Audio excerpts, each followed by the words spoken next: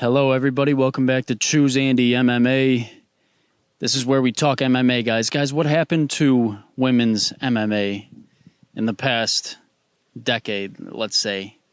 Yeah, in the past decade. It seems like just yesterday we had Ronda Rousey coming into the UFC. First women's bout, Ronda Rousey versus Liz Carmouche. And everybody had all this hype behind Ronda Rousey. We had Holly Holm coming in. That signing was exciting. She's a legend in the sport of boxing. She came to the UFC. Everyone was like, "Holy shit, Holly Holm! They got Holly Holm." You had all this exciting shit going on back in 2013. Going on, you had Amanda Nunes like actually having exciting fight, putting on exciting fights. You had Holly Holm knocking out Ronda Rousey, Amanda Nunes knocking out Ronda Rousey. Dude, everything seemed great. Seemed like women's MMA was going up and up and up and up and up and up and up. Like it was going to surpass men's MMA maybe. That's how good it fucking was back then. What are we seeing now? Who's the most talked about female fighter in the UFC right now? Who is it? Kayla Harrison, who just joined the UFC. Kayla Harrison, who puts on, she just takes her opponents down and holds them down, tries to pummel them, tries to finish them like that. Kayla Harrison, is she the most talked about? Juliana Pena. Juliana Pena is an exciting fighter, but she's not the best person to look to when you think who's a real MMA fighter. Juliana Pena has a heart. She's gritty. She's not technical, I wouldn't say. Have you seen her strike? It's not the prettiest. Zhang Wei Li, is she is she the biggest female star? I don't know, man, but it seems like we went from holy shit, women are amazing, to holy shit, women suck. I go on Twitter and I see people saying, "Oh my God, look at all these female fights on this card. This shit's gonna suck. I fucking hate this shit." And I don't like seeing that. I think when it comes to women, let's be honest, guys, maybe women just aren't as aggressive as men are. So you're going to see more aggression, more brutal finishes maybe in men's fights. Not maybe. I mean, pound for pound, if you look at brutal finishes, women compared to men, there's more brutal men's finishes. The last really good women's fight I saw was Zhang Wei Li versus Joanna Jędrzejczyk. Crazy fight, like really good. That shit had me standing up. I was like, holy shit, these women are throwing down. Guess what? The worst female fight I've seen was. It happened in the last 2 years. It happened in the last 2 years. It was the worst, not only the worst female fight, it was the worst fight I've ever seen. Carla Esparza versus Rose Namajunas. Rose Namajunas has skills like a motherfucker. She's not aggressive enough. Same thing with Carla Esparza. I think that's a real problem in women's MMA right now. You're getting all these women that just aren't aggressive. They don't want to bring you the fucking fight. They don't want to knock your ass out. But guess what, guys? I've had my eye on a few fighters, few female fighters that I say, you know what, that they're going to bring something in the future to women's fighting. Maybe they don't have the personality to be a Ronda Rousey, but they're going to bring something. Luby Godinez, she's had some crazy finishes, a crazy knockout. I forget who she knocked out, but it was a crazy knockout. You got Tabitha Ricci. She's really aggressive. I can't think of any finishes from her, honestly. Who else do we have coming up? We got Macy Barber. Once I first saw Macy Barber fight, I was like, yo, she's got something going here. she's got something going here. I think we're going to see women's MMA take an upswing, but right now it's in a dull place, man. And let's talk about, I mentioned Carla Esparza versus Rose Namajunas. How did Carla Esparza become champion?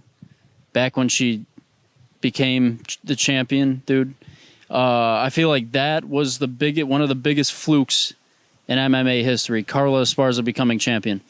When she faced Joanna Jędrzejczyk, I think it might have been for the belt. She couldn't get Joanna down once. She looked terrible in that fight. Carla Esparza.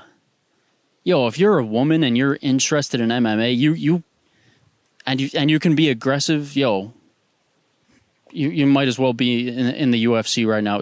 If you're a woman and you're aggressive, join the UFC right fucking now. They need you. You'll win every fight if you're aggressive.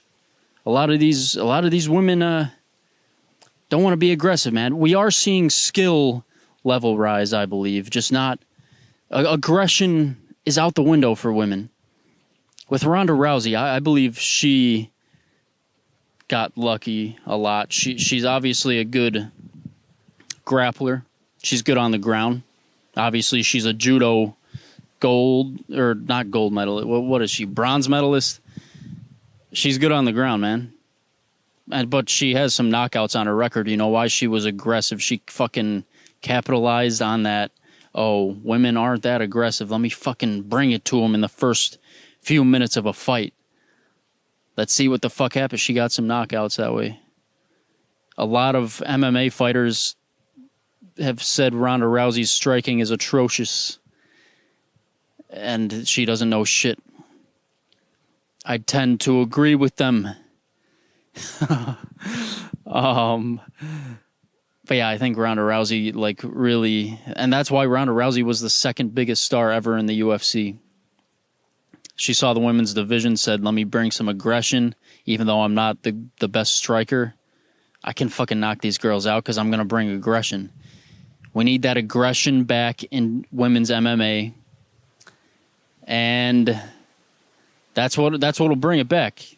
That's the problem with women's MMA right now. I don't know how linear I was with making that point, but that's what I'm thinking, guys.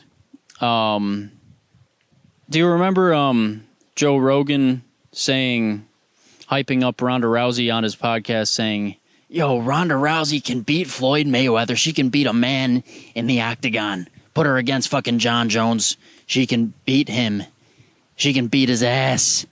I really believe that. Remember that shit? Years later, after Ronda Rousey got knocked out by Holly Holm and then Amanda Nunes, he said, I regret saying that Ronda Rousey could beat a man. I was wrong. I am so sorry for saying that. Why are you sorry, man? Ronda Rousey was good.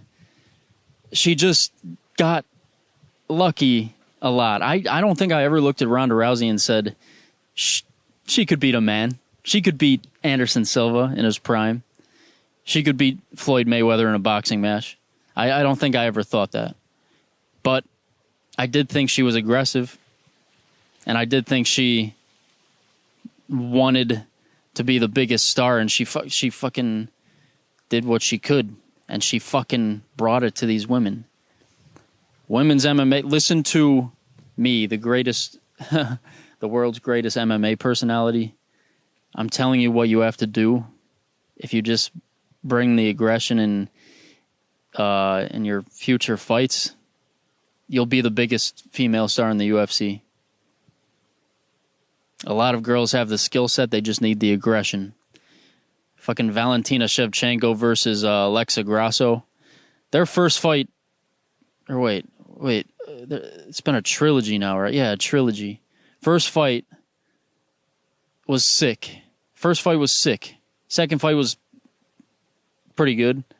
Alexa Grasso has some hands. She fucking knocked down Valentina Shevchenko. Third fight, Valentina Shevchenko versus Alexa Grasso was trash. I hated that shit. The fucking Sphere card, I hated. Valentina Shevchenko versus Alexa Grasso 3, and I hated Sean O'Malley versus Merab Dvalishvili. I hated both of those fights. So the rest of the card was sick. Good job capitalizing on the fucking biggest card in UFC history in the Sphere, guys. Good job. Anyway, what's the PFL doing wrong, guys? You know what the PFL's doing wrong? They're not being fucking honest. Don Davis, this motherfucker. I like Don Davis. He's a fucking cool guy. He needs to come out and do press conferences just as much as Dana White does press conferences. He's a cool guy. He's kind of, I can see a little bit of Dana in him. He's just a little more pussy, maybe. But I like Don Davis, and I like the PFL and what they're trying to do. They just have to be honest. They're saying they're spending more money in production than the UFC spent it for the Sphere show in Vegas. There's no way that's fucking true. They're saying they're paying their fighters way more than the UFC. Maybe Francis Ngannou. I don't know about anyone else. I don't know if they're paying anyone else more than a UFC fighter. And they also have to be honest about the numbers that are coming in, the pay-per-views they're selling, the people that are watching. Because, guys, let's pull up something right here, okay?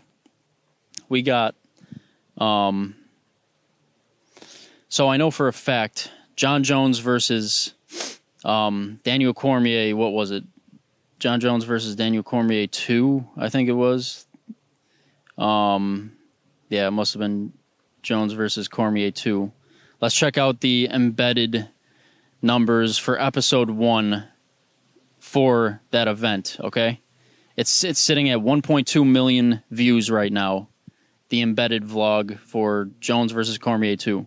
Let's take out 200,000. Let's call it it got 1 million views maybe a few days after it was posted.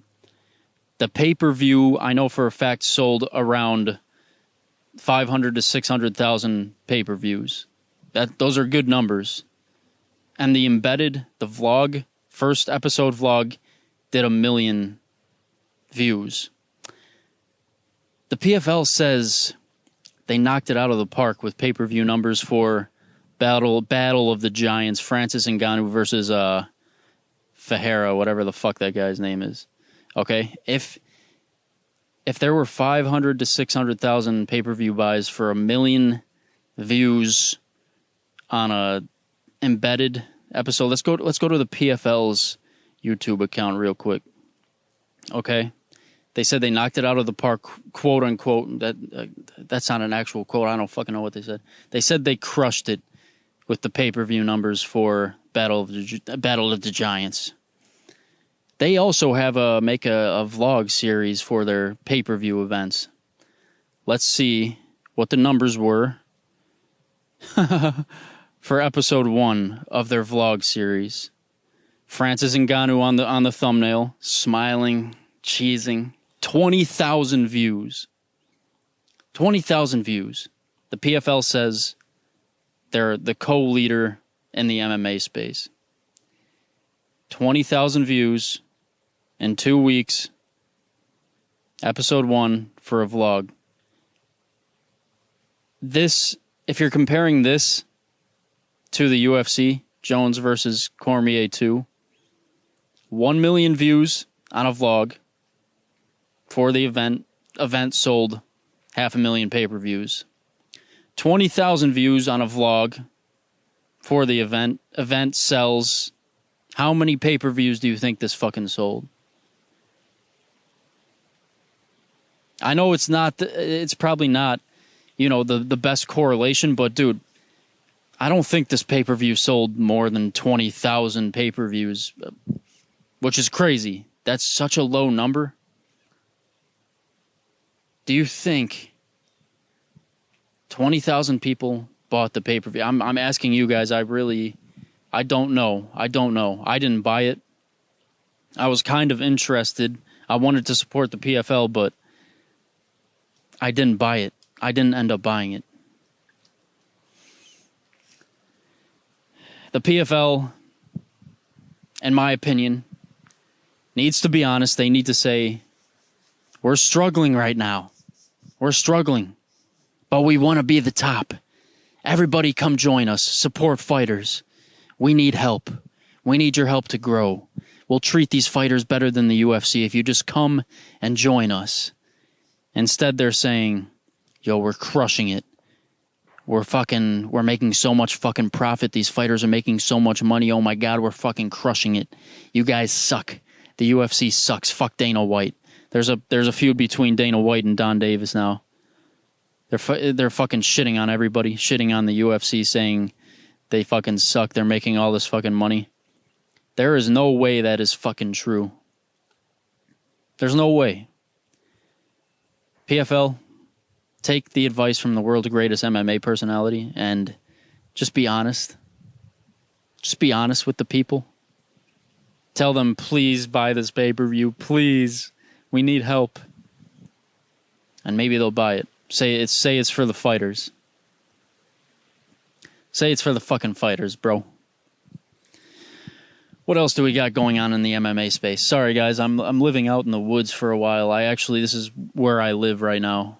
I don't have a roof over my head, no bedroom, no bathroom. I shit in the woods. I piss in the woods. I do all that shit. Anyway, I just got into watching MMA Guru. I've been watching Nina Drama. I've been watching Ariel Helwani. I always heard people talking about MMA Guru. This guy's a fucking prick. This guy's a dick. I didn't know how much of a dick he was, but dude, he is fucking funny. He is so fucking funny. I can't believe it. This guy is a fucking prick. I saw a video where he was doing a bunch of impressions of UFC fighters and UFC personalities. And he did a Michael Chandler impression and like a Michael Chandler impression talking to his kids. And Michael Chandler's kids are black. I'm sure if you're listening to this, I don't know who would be listening to this all the way through, but I'm sure if you're listening to this, you heard of his impression he did of Michael Chandler and his kids. And he used like a stereotypical black voice for his kids. Because, Michael Chandler adopted his kids from, I don't know where he adopted them from, but. And everybody was like, yo, fuck MMA Guru, he's a piece of shit. He's a piece of shit, that and that. Yeah, he's a piece of shit. He really fucking is. He's a fucking dick. That was fucked up what he did with that impression. But dude, I can't fucking lie. I laughed. I was laughing kind of hard. And I hate when people shit on Michael Chandler and make fun of him and his kids. Dude, I was fucking laughing. Fuck, I hate that I was laughing too. But it's kind of harmless. Everybody knows that stereotypical black voice. I wouldn't call it, whatever. Who gives a fuck? But everybody knows about it, and everybody knows what he was trying to do. Is it that harmful? It's stereotypical. It's kind of fucked up. Is it that harmful? I don't know, man. But I don't know. Ever since I saw that was my first taste of MMA Guru. There was that, and then the Nina Drama feud. Ever since that, I've been watching more of his stuff. He's entertaining. Fuck, I hate to admit he's entertaining. And now there's a fucking new dog in the fucking MMA podcast space. I'm the biggest, fastest growing MMA podcast. This is my first episode. I'm living in the woods. I don't know how this went. I don't know if I made any sense. I don't know how linear I was. Drop a like, subscribe if you want to see more of these. Check out my fighter reviews. I put a lot of time into those. I fucking love the UFC. I love MMA. What are my credentials? I've been watching UFC very closely. I've been a big fan for over 10 years now, maybe 12 years, 13. I only missed one pay-per-view. I only didn't watch one pay-per-view live, and it was with Demetrius Johnson. I didn't give a shit about his fights. He's a fucking good MMA fighter. I didn't give a shit about his fights. I don't remember who he was fighting. Some fucking guy whose nickname was Mouse. Fucking, they all look like mice in that fucking flyweight division, bruh. I know Demetrius Johnson's nickname is Mighty Mouse, but I don't know if I feel like fucking all those guys have a nickname that's Mouse, or at least it looks like they should, like Mighty Mouse, fucking Flying Mouse, fucking Little Mouse, whatever the fuck. Looks like that's what their nicknames should all be. Anyway, yeah, I've seen every pay-per-view. I took a few boxing classes. I'm actually pretty sharp with my boxing. Fucking try me, motherfucker. Those are my credentials. That's why I'm, that's why I'm good to speak on this shit. I've seen shit. But let me stop fucking around. Yeah, thanks for watching. If you like this video, give it a thumbs up.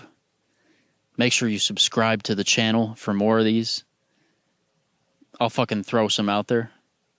I'll keep making fighter reviews. Guys, my fighter reviews are fucking entertaining, I think. I really do think they're entertaining as fuck. Give them a shot if you haven't checked them out yet. See you guys. Thanks.